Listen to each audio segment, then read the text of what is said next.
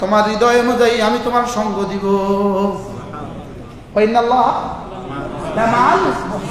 তুমি যদি সিফাতে ইহসানের উপর উঠো তো আমি তোমাকে মাইয়ত দিব। আর আমার মাইয়ত হলে কেমন হবে? হ্যাঁ, ওয়া ইন্নাল্লাহা লামাআল মুহসিনিন। আচ্ছা, ওয়া ইন্না আবার লা, আজীব না?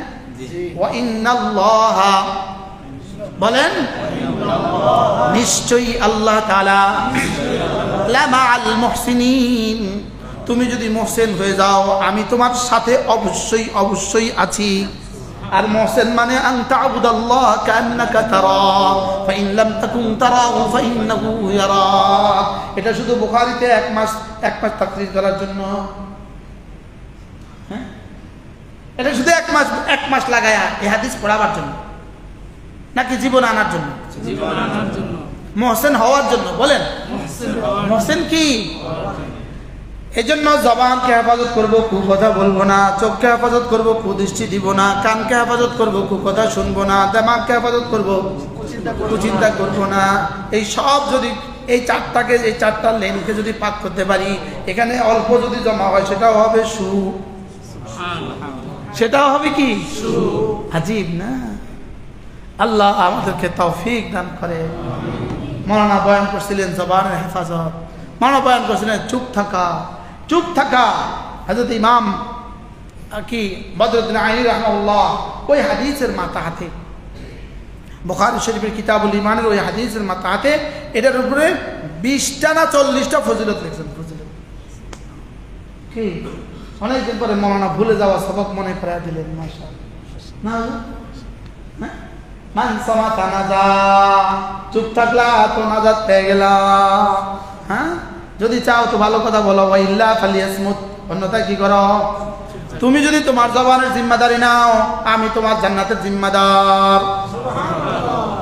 হ্যাঁ, মাইয়াত মানলি বাইনাল মা বাইনাল, হ্যাঁ, দুই চোয়ালের মধ্যখানের জায়গাটা, দুই রানের মধ্যখানের জায়গাটা। তুমি যদি তোমার জবানের জিম্মাদার হয়ে যাও আর যদি তোমার লজ্জাস্থানের জিম্মাদার হয়ে যাও আমি তোমার জান্নাতের জিম্মাদার। আচ্ছা, আর কেমনি কইতো? মানে আর কিভাবে বলতো? তুমি এই দুইটা, এটা দূরত্ব কত দূর?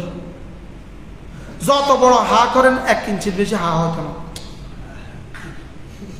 কথা কন, এই শুধু এই ফাঁকটা, এটা তুমি জিম্মাদার হও আমি তোমার জান্নাতের জিম্মাদার।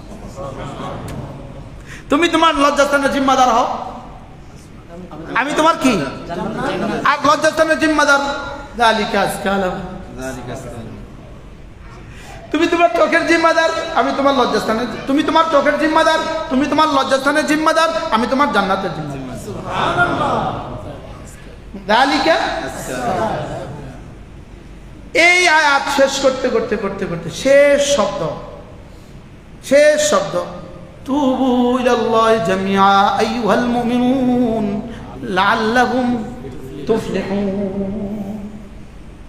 আমি এক কিতাব পড়ছি, জি, এটা শুধু হলো কিতাবটার নাম আল ফালাহ। নাম কি? আল ফালাহ। এটার মধ্যে কোরআনে যত তুফলিহুন আছে সব তুফলিহুন আছে, কোরআনে যত মুফলিহুন আছে সব মুফলিহুন আছে। তো এবার দেখেন, বলতে বলতে বলতে বলতে শেষে বলে এ ওয়াজ তো আজকে প্রথম শুনলাম, চোখের হেফাজত, লজ্জাস্থানের হেফাজত প্রথম শুনলাম। ওয়া কুল্লিল মুমিনাত ইয়াগদুদনা মিন আবসারিহিন্না ওয়া ইয়াহফাজনা ফুরুজাহুন্না ওয়া লা ইউবদিনা যিনাতাহুন্না ইল্লা মা যাহারা মিনহা ওয়াল ইয়াদরিবনা বিখুমুরিহিন্না আলা জুয়ুবিহিন্না। তারপরে কি? ওয়ালা ইউদিনা যিনাতাহুন্না ইল্লা মা যাহারা মিনহা। বলতে বলতে বলতে বলতে বলতে তুবু ইলাল্লাহি জামিআ আইয়ুহাল মুমিনুন। এবার বলে পুরুষগুলোকে ভিন্নভাবে বললাম, নারীগুলোকে ভিন্নভাবে বললাম। এবার দলকে একসাথে বলি, শুনো শুনো শুনো শুনো, যা হয়ে গেছে তওবা করো, তোমাকে আমি কামিয়াবি দিব, লিখে দিলাম। কতই না আশ্চর্য! লাআল্লাকুম তুফলিহুন, তওবা করো, যাও, পেছনে গুলোকে বদলায় দিব।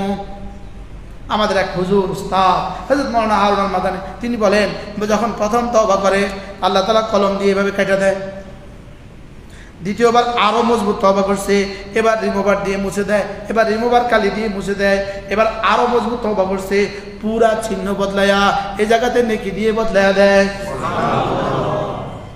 একটা হলো মাগফিরাত, একটা হলো আফ, আর হলো মাহ, আর হলো তাবদীল। কি মাগফিরাত, দুই নম্বর কি আফু, তিন নম্বর হলো মাহ, চার নম্বর হলো ইউবাদদিলুল্লাহু সাইয়্যাতিহিম হাসানাত। এবার পুরা মোস পৃষ্ঠা পাল্টা। এতক্ষণ কলম দিয়ে দাগ দিছে, দাগ দেখা যায়, রিমুভার দিয়ে মুছে দিছে, মুছা দেখা যায় কি, কিন্তু এখন কি করছে দূরে পৃষ্ঠাটা ছিঁড় পৃষ্ঠা। এবার আরাফাত আইসা গেছে, ছিঁড়ে দে পৃষ্ঠা, ছিঁড়ে দে। আরাফাতের বিকাল বলে আল্লাহ কি করে বলেন, গোটা 70 বছরের রেজিস্টার ছিঁড়ে ফেলেন, লাগা চাপ ফেলে দে। কি করে বলেন, বুঝে না, পৃষ্ঠা ছিঁড়ে ফেল, পুরা রেজিস্টার বদলায় দে, যা জীবনের সব গুণার নেকি দ্বারা বদলায় দে, যা। আর তখন শয়তান উঠে কি করে, মাটি মারে নিজের কপালে। শয়তানের জন্য সবচেয়ে বেশি কষ্টের দিন হলো আরাফার দিন, মাটি মারে কপালে, বলে হায় আমার তো সব শেষ, আমি তো 70 বছর তাকে কি করলাম, আর সে আজকে কি করলো, আল্লাহ আজকে সব তাকে মুছে দিচ্ছে। আল্লাহ আমাদের সকলকে হজ্জে মাবরুর নসিব করেন, বারবার যাওয়া নসিব করেন, আল্লাহ বারবার যাওয়া নসিব করেন আল্লাহর ঘরে ইনশাআল্লাহ। সাহেব সব নিয়ত করেন, 70 বার হজ্জে নিয়ত করবেন ইনশাআল্লাহ কর না, ইনশাআল্লাহ আল্লাহ লাগে তো চুক্তি করেন না, আল্লাহ 70 বার যাওয়ার তো কি হয়। এই জন্য বারবার আল্লাহ তাকে মাল দিছে আর সে বারবার আল্লাহর ঘরে যায় না, এটা কি কথা। আচ্ছা একজনের শ্বশুর বাড়ি যাওয়ার সুযোগ আছে, যায় না, তো শাশুড়ি কি কর,